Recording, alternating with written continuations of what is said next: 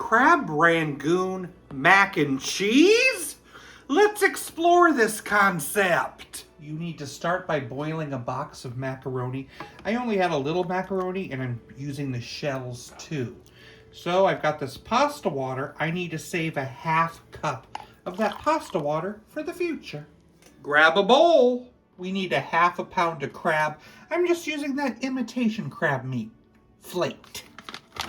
8 ounces of Monterey Jack cheese. 8 ounces of cream cheese.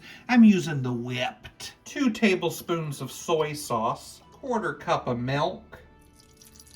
Chop in some scallions.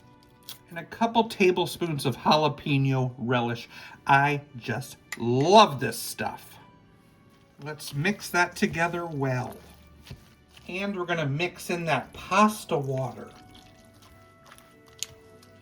Let's mix in that pasta. Let's pour this into a prepared baking dish. We're gonna bake this at 350 degrees for 30 minutes. But after 15 minutes, add a little bit more cheese and some panko crumbs before we cook it for the final 15 minutes. Ready for serving. Crab Rangoon mac and cheese.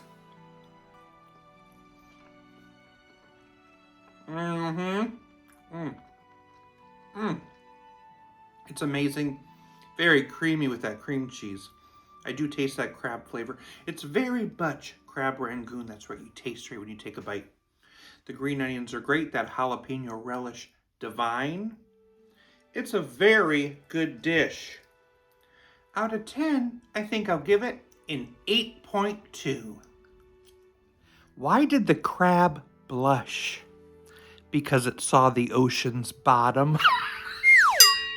Cheeky.